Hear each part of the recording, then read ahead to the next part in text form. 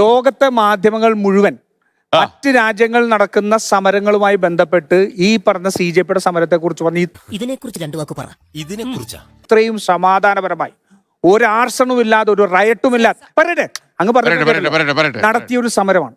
ഞാൻ പറഞ്ഞതിന്റെ പൊരുൾ മനസ്സിലായോ? ജന്തർ മന്ദറിലെ പ്രൊട്ടസ്റ്റിൽ പോലീസും ഇവരുമായിട്ട് ചിലപ്പോൾ തയ്യേറ്റം ഉണ്ടായിട്ടുണ്ടാവും, അങ്ങോട്ടും ഇങ്ങോട്ടും ഉണ്ടാവും. അതിനപ്പുറത്തേക്ക് മറ്റെവിടെയെങ്കിലും എടുത്ത് ഒരു കലാപം നിങ്ങൾ കണ്ടോ? അനാർക്കി അനാർക്കി ആരാ ഉണ്ടാക്കിയത്? നിങ്ങൾ നിയമത്തെ കുറിച്ച് പറഞ്ഞല്ലോ. ലാത്തിയിൽ ആണി അടിച്ചിട്ട് തല്ലാൻ പോലീസിന് ഏത് നിയമം അനുവദിക്കുന്നത്? പറയട്ടെ.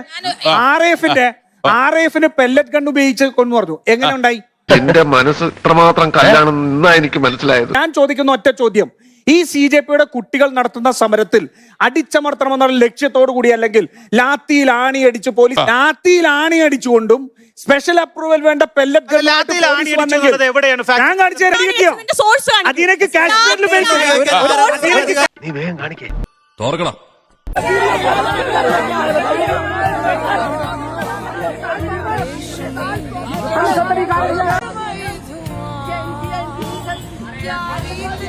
ये तो बहुत गलत है।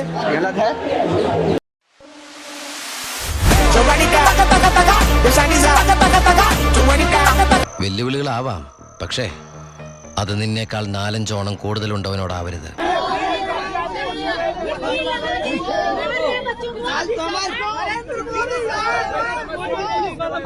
ഒരു കാര്യം മനസ്സിലായി, ആണി അടച്ചിട്ടുള്ള ലാത്തി കൊണ്ടുവന്നിട്ടുള്ളത് വിദ്യാർത്ഥികളൊന്നുമല്ല, പോലീസുകാർ തന്നെയാണ്. ഡൽഹിയിലെ സമരവേദിയിലുള്ള പോലീസുകാരുടെ കയ്യിൽ നിന്നും ലാത്തി പിടിച്ചു വാങ്ങിയ ഒരു വിദ്യാർത്ഥി സംസാരിക്കുകയാണ്. ആണി അടിച്ചിട്ടുള്ള ഈ ലാത്തി ഉപയോഗിച്ചാണ് പോലീസുകാർ വിദ്യാർത്ഥികളെ ആക്രമിക്കുന്നത്. ഈ ഒരുക്കി വെച്ച ഈ കെണിയിൽ ഞാൻ വെറും കൈയോടെ വന്ന് കയറുമെന്ന് കരുതി അല്ലടാ വിഡ്ഢി.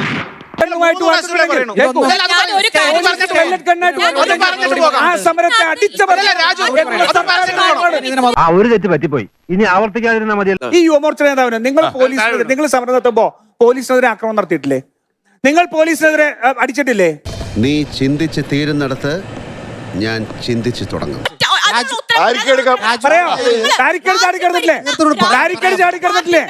നിങ്ങൾ പോലീസ് വാഹനം ആക്രമിച്ചിട്ടില്ലേ? അത് സ്വാഭാവികമാണ്. നിനക്ക് എങ്ങനെ സാധിക്കുന്നു? എനിക്ക് ഒരൊത്തും പിടിയും കിട്ടുന്നു. ഞാൻ ചോദിക്കുന്നുള്ളൂ, അനാർക്കി ഉണ്ടാക്കിയത് സർക്കാരാണ്. ഒരു കയ്യബദ്ധം നാറ്റിക്കരുത്. നീറ്റ് പരീക്ഷ ക്യാൻസൽ ചെയ്ത് കുട്ടികൾ 10-22 പേര് ആത്മഹത്യ ചെയ്തതിനു ശേഷം റീനീറ്റ് പ്രഖ്യാപിച്ച പരീക്ഷ നടന്നതിന് ശേഷം ഈ നിരീക്ഷക സുഹൃത്ത് പറഞ്ഞെന്താ അറിയോ?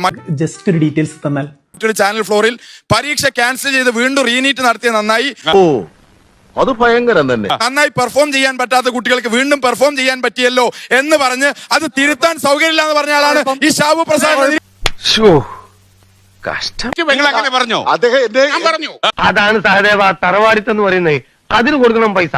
അങ്ങനെ പറയാനുള്ള സാഹചര്യം പറയാനുള്ള 22 ലക്ഷം കുട്ടികളുടെ പരീക്ഷ ക്യാൻസൽ ചെയ്തിട്ട് നിങ്ങൾ വീണ്ടും അവസരം കിട്ടിയത് പറഞ്ഞില്ല. ആള് വളരെ മര്യാദക്കാരനാണെന്ന് കണ്ടാൽ അല്ലേ? ഈ രാജ്യത്തെ ജെൻസി ചെയ്ത ഒരു വലിയ പ്രക്ഷോഭം, അതിന് ഫലം കണ്ടു.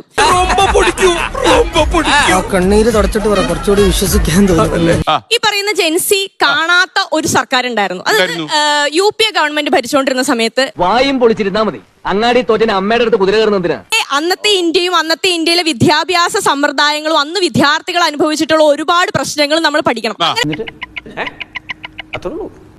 പഠിക്കുന്ന സമയത്ത് അതിൽ നിന്നൊക്കെ എന്തോരം മുകളിലേക്കാണ് ഇന്നത്തെ വിദ്യാഭ്യാസ സമ്പ്രദായം പോയിട്ടുള്ളത്.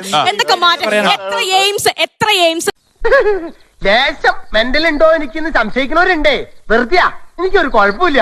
എത്ര MBBS-ന്റെ സീറ്റുകൾ കൂട്ടി, എത്ര MBBS കോളേജുകൾ അടിച്ചു നിരപ്പാക്ക് വേല. കുട്ടി മോദി സർക്കാർ പൂട്ടിയ പൊതുവിദ്യാലയങ്ങളുടെ കണക്ക് നിങ്ങൾ പറഞ്ഞാൽ 40,000-ൽ പരം പൊതുവിദ്യാലയങ്ങൾ കഴിഞ്ഞ 12 വർഷത്തിനിടയ്ക്ക് ഈ രാജ്യത്ത് പൂട്ടി. അതിനെപ്പറ്റി ഞങ്ങൾ സംസാരിക്കുന്നില്ല. അതെന്തിനാടാ പന്നി ഇപ്പൊ പറഞ്ഞതല്ല, പിന്നീട് വരെ അവസരം കിട്ടിയില്ലെങ്കിൽ അതിനെപ്പറ്റി നിങ്ങൾ സംസാരിക്കുന്നില്ല. 40,000 വിദ്യാലയങ്ങൾ പൂട്ടി എന്ന് പറയുമ്പോൾ അതിന്റെ സോഴ്സ് എന്താണ്? എവിടെ നിങ്ങൾ അന്വേഷിക്കേ. 12 വർഷമായിട്ട് നിങ്ങളെ ഭരിക്കുന്നത്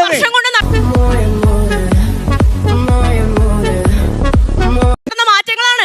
അതുകൊണ്ട് നീറ്റ് പരീക്ഷ ക്യാൻസൽ ചെയ്തതിന്റെ പ്രശ്നം തീരുവോ? ഇനിയും തല്ലാൻ കൊണ്ടുപോകുന്നെങ്കിൽ ഒറ്റ അടിക്കാൻ തീർത്തേക്കണം. ഇല്ലെങ്കിൽ എല്ലാരും കൂടെ എടുത്തിട്ട് ഇടിച്ച് എനിക്ക് ഇങ്ങനെയാണെന്ന് നിറയിക്കാൻ വയ്യ.